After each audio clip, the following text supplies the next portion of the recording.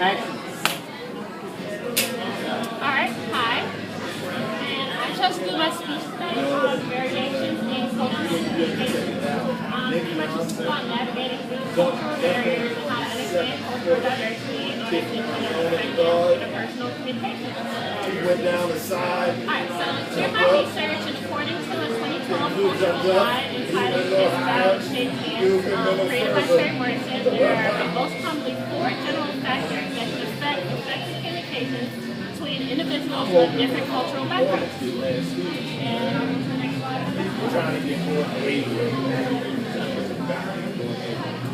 Alright, so those four main factors that hinder cross-cultural communication is language, accent, cultural background, behavior, nature, and ethnocentrism. And I'm going to specify on each topic right now.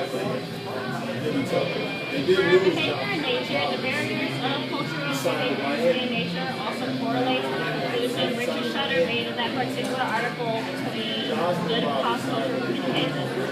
It can really only be achieved possibly if both parties are able to understand and set aside those same differences that they have in favor and nature and personality so that they be able to sincerely hear each other out. They have to accept each other's differences.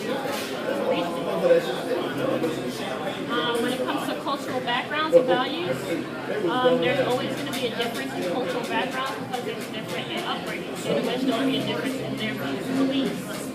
People from different cultural backgrounds may not find comfort coordinating or communicating on certain topics. When people of different cultures come together, their ways of thinking will vary. So this is when cultural sensitivity on certain topics comes into play, varying on that particular culture. In a recent article published this year in 2014, off of a study reported in the Journal of Multicultural Discourses, Richard Shutter touched on these aspects of cultural sensitivity by simply concluding that altogether you have to be able to be sensitive on certain topics that you might not understand, but are similar to other people of other cultures. Touching on the final factor that he mentioned initially was on ethnocentrism. Judging another value solely by the values and standards of one's own culture, which is pretty much judging a book by its cover. You might find something odd for another culture because you don't understand it, but that culture itself is their norm, it's what they're relatively used to. So it's really varying on where you come from and your social background. Alright, cultural diversity, and these aspects of cultural sensitivity is going to be awareness and tolerance. The first step in awareness is pretty much key to the international and communication of the barriers on the business side, like communication, tolerance is a huge factor in that as well, because it's linked to patience and it takes patience to communicate any cross-cultural setting. Cultural ethics and values of communication pretty much have four standards that they all vary upon in every single culture.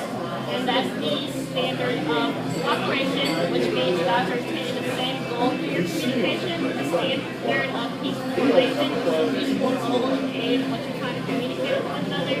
Directed to honesty and what you strive for when you're trying to understand each other sincerely. And politeness, which is overall etiquette and respect for each other when you're communicating. So just your civil rights.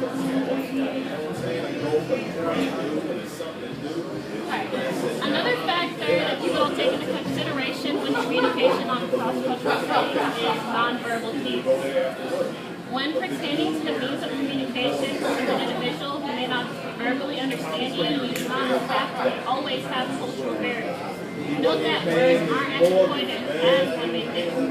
In a graph listed on the PowerPoint and published by the Associated Press, only 7% of communication takes place in words, while 38% in voice tones. So how loud you talk, how aggressive you talk, pretty much the tone in which you're talking to another person is a huge factor in how they're going to communicate with you. The other 55% is physiology, which is your gestures, your facial expressions, the vibe that you're giving off to the other individual. So not only words is a huge factor into the importance of communication with somebody from a different cultural background. Pretty much a nonverbal communication, it speaks much louder than words. And like I said, initially research shows that only 7% of communication takes place in words. The rest is video, responses, and how your voice tones. So keep in mind there are key notes to avoid these barriers of touching on cross-cultural communication. Always ask questions. Make sure that the person with this different cultural background will understand you, they're receiving and hearing the message completely. Distinguish perspectives. Make sure you guys are going even though you may have different perspectives on different topics, understand this all together and try to reach the same goal. Build self-awareness. Alert yourself to their culture. Be sensitive to their culture because they may not hear something, they may not accept how to talk in an appropriate manner, so that you don't accidentally make mistake by disrespecting them by something that may be normal for us won't be a number for them. Recognize their complexity of their culture. Same thing with respect that I just mentioned earlier. Respect their culture, recognize their culture, avoid stereotyping. The biggest thing, those concerned with that ethnocentrism that I mentioned initially, don't stereotype somebody just because they're not a different cultural background. Don't think you're smarter than them or they not understand you because of where they come from. They might not understand your needs. Respect their differences. Understand that we're all the same people in this world, just have different ways of communicating, and that's how we're trying to get to those same areas. Listen actively. Try to understand, really try to hear what they're trying to tell you so that you can receive criticism as well. Not just you communicating with them, really try to receive what they're trying to tell you as well. Even though they're making those cultural barriers. And be flexible, be honest, think twice about what you say. Do everything you can to sincerely communicate with this person. Because although you have a different cultural background, you guys have the same goals. You want to understand each other, respect each other, and communicate the information that you need. Thank you guys for listening to my speech. If y'all have any questions, just let me know. Bye.